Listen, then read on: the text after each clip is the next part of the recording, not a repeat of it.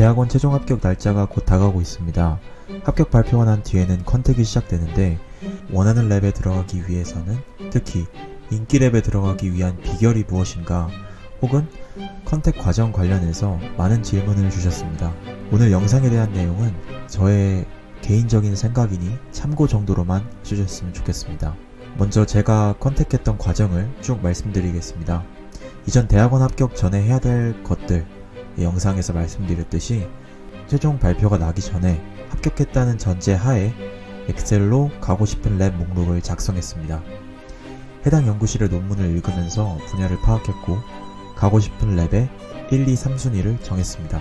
최종 합격 발표가 나자마자 교수님들께 성적 증명서랑 자기소개서를 첨부해서 최대한 예의를 갖춰서 상담 요청 메일을 드렸습니다. 간혹 가다가 단순하게 메일로 이번에 합격하게 된 땡땡땡입니다. 교수님께서 하시는 연구에 관심이 많은데 면담이 가능할까요? 이런 식으로 보내시는 분들도 많이 봤는데 교수님들께서는 하루에도 몇십 통의 메일을 받으시고 컨택 메일도 정말 많이 받으십니다. 최소한 컨택하는 사람이 어떤 학생인지 성적과 자기소개서 정도는 첨부 드려야지 교수님께서 조금이라도 관심을 가지실 거라고 저는 생각합니다.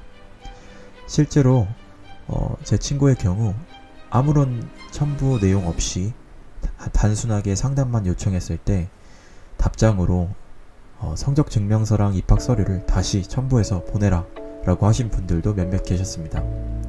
아무튼 이런 식으로 메일을 드리면은 대부분의 교수님들께서 가능하신 시간대나 날짜를 알려주십니다. 제가 메일 드렸던 교수님들은 정말 너무 친절하셨고 오히려 제가 멀리 산다는 걸 말씀드리니 번거롭게 날짜를 잡지 말고 연구실 소개의 밤 날에 잠깐 들려서 면담을 하는 것이 어떠냐고 하신 분들도 계셨습니다. 참고로 기계공학과나 전자공학과 같은 경우 특정 날에 연구실을 소개하는 행사가 있습니다. 서울이나 멀리 거주하고 계신 분들은 왔다 갔다 하기 정말 번거로울 테니 가능하면 전략적으로 이날에 면담을 몰아서 한 번에 하시는 것도 좋을 것 같습니다.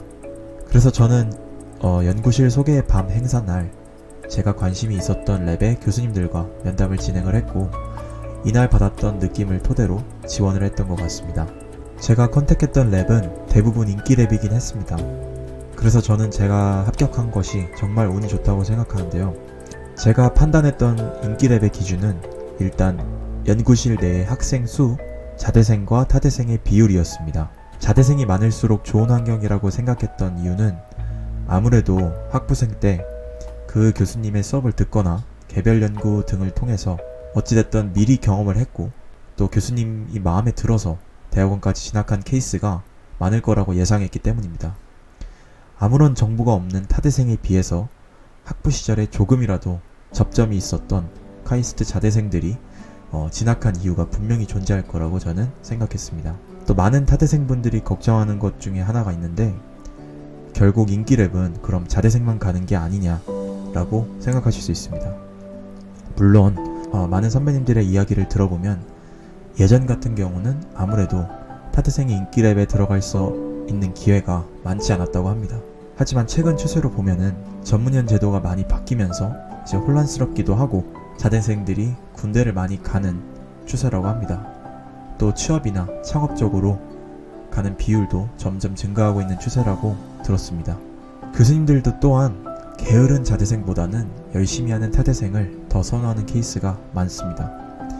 그래서 제 생각에는 타대생이라고 무조건 인기랩 지원 자체를 두려워할 필요는 전혀 없다고 생각합니다. 오히려 학점이 좋지 않은 자대생이 요새는 원하는 랩에 들어가지 못하는 경우가 더 많다고 들었습니다. 타대생이지만 정말 학점이 좋거나 뛰어난 연구 실적이 있거나 혹은 관련 분야에 대해서 자신의 열정을 정말 잘 표출하신다면 충분히 승산이 있을 거라고 생각을 합니다. 또 많은 질문이 있었던 부분이 동시에 여러 연구실을 컨택을 해도 되는지에 대해서 걱정을 하시는 분들이 꽤나 많이 계셨습니다. 이 부분에 있어서는 좀 조심스럽긴 하지만 저의 경우는 좀 이기적으로 컨택을 했던 것 같습니다. 어찌됐든 간에 내가 대학원 진학을 하는 이유는 원하는 랩에 들어가서 원하는 연구를 하기 위함인데 잘 알지도 못하는 상태에서 하나의 연구실만 고집해서 선택하는 건 리스크가 너무 크다고 생각했습니다. 최소한 관심 있는 분야의 연구실들은 모두 면담을 해보는 게 맞다고 생각했고, 실제로 제가 면담을 했던 교수님들께서도 최대한 다른 분들이랑도 면담을 해보고 신중하게 결정을 하라고 하셨습니다. 박사까지 한다면 5년이나 6년 동안 연구를 할 분야를 정하는 건데 신중하게 선택하는 게 너무나 당연하다고 저는 생각합니다. 자유롭게 여러 군데 컨택해서 면담을 하되, 다만 면담 후에 생각을 최대한 빨리 정리해서 결정을 빨리빨리 하기만 한다면 큰 문제가 없을 것 같습니다. 만약 갈 것처럼 면담을 해놓고 끝까지 시간을 끌거나 하면은 교수님께서 정말 기분이 안 좋을 거라고 생각이 들긴 합니다.